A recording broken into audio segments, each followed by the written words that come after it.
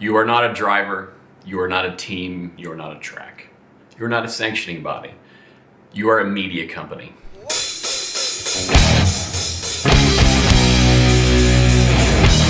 From the West Branch Studios in Davidson, North Carolina, welcome to Dump the Clutch with your host, Brad Zimmerman. So this is a topic I've wanted to talk about. I've touched on it before on LinkedIn, and then working with my teams that I've worked with in the past.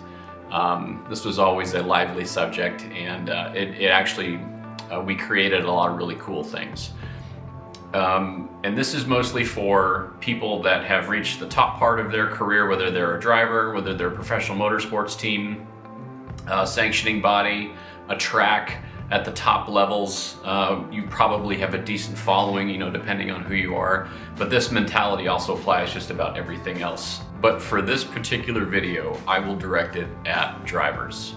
The guys and girls that get a lot of the TV time on Sundays, that are behind the wheel. They're the figurehead of the team. They're the ones performing. They're the ones that people are paying money to go see. Between Fox and NBC, they do a great job broadcasting the race, providing access to the drivers, and it starts to paint a good picture of the character of the drivers. And character, I mean that in all forms of the word. This is where a fan, outside of their behind the wheel performance, starts to get a connection to who they want to follow. It is ultra critical to take that momentum and carry it over throughout the week. And when I say that you need to be a media company, you need to produce content, you need to be a media company, you need to think like a media company. If you have tens of thousands of followers, if you have hundreds of thousands of followers, and if you're lucky enough to be verified on any of the social media platforms, that is great. That has value to sponsors. That has value to fans. I think it's critical not to overthink it, but to basically plan out your week, plan out your month. And there are certain things that you do on a week in and week out basis that may be super normal to you and it's routine, and you may think, who in the hell wants to see this? I will tell you, a lot of people want to see that stuff.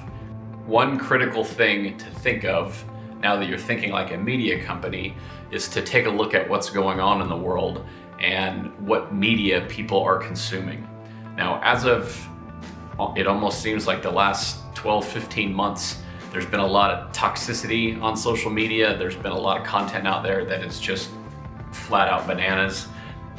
Everyone has a political view. I don't care what side of the aisle you are on. Nobody wants to hear your political views on social media anymore. People have had it, especially if you're a professional athlete. Tell your political beliefs to your dog. What you should be doing when you produce your content is educational, informative, funny, trying to create that emotional connection to grab your fans even deeper and take them on a journey throughout the rest of the year.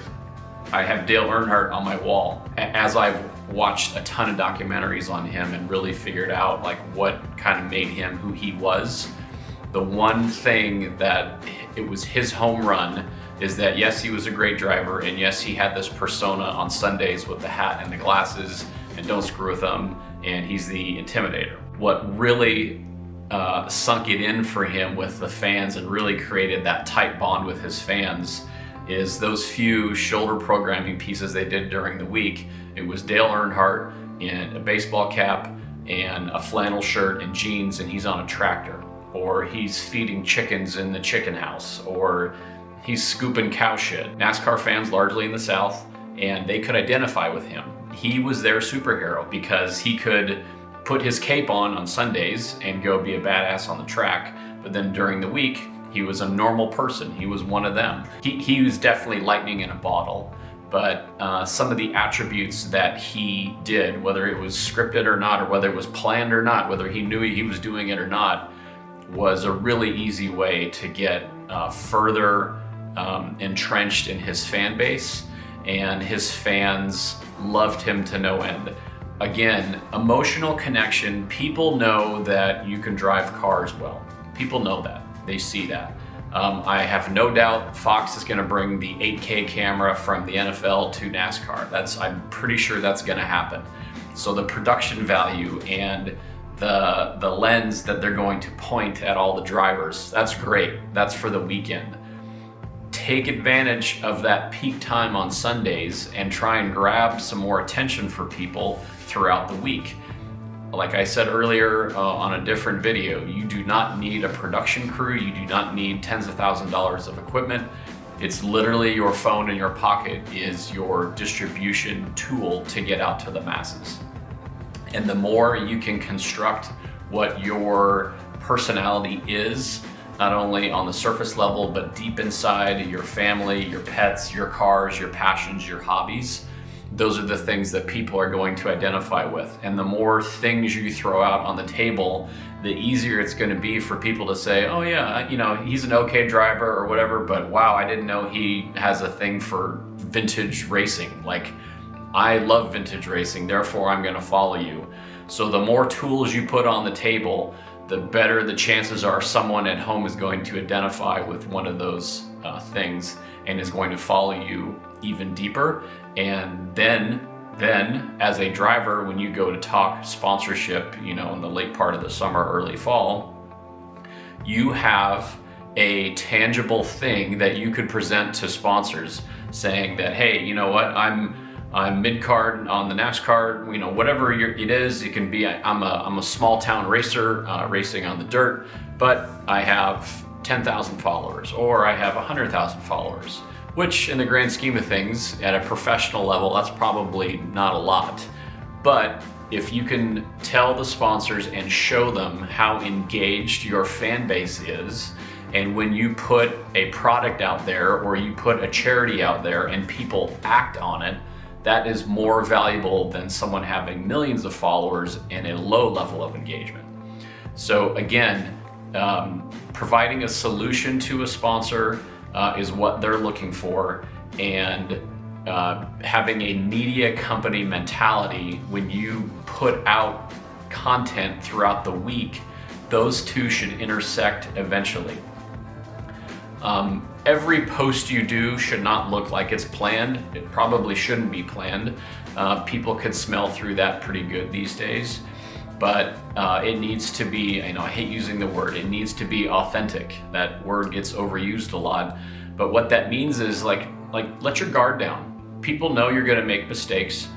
People know that you have certain things you have to deal with that put you in a pressure cooker. People know you have to deal with family things. Not everyone's perfect. Let people in on that. People are in front of a screen, whether it's their phone or the TV, and they're looking to find content that isn't toxic. So be that person, be that entity to put out positive messages. It doesn't need to be rainbows and butterflies every post, but if you show the fan base your true intent about becoming a positive person, being a positive person, using your platform to help people, even if it's just to cheer them up, saying, hey, I read your story, heard you're having a bad day, whatever it is, feel better, or tomorrow's gonna be another day. Like, that is huge. That goes a long way. And from the time it takes to do that, to execute and hit send, it's 90 seconds maybe. So I encourage you to take this media company mentality and apply it to your personal brand, or the brand you work for if you're a sponsor or a track. Be creative. If you're a manager of these teams, I would really encourage you to challenge your teams to be as creative as possible, put ideas on the board, and then go execute them.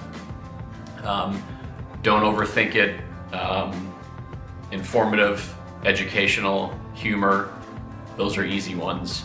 And keep your political views to your dog. Have a good day.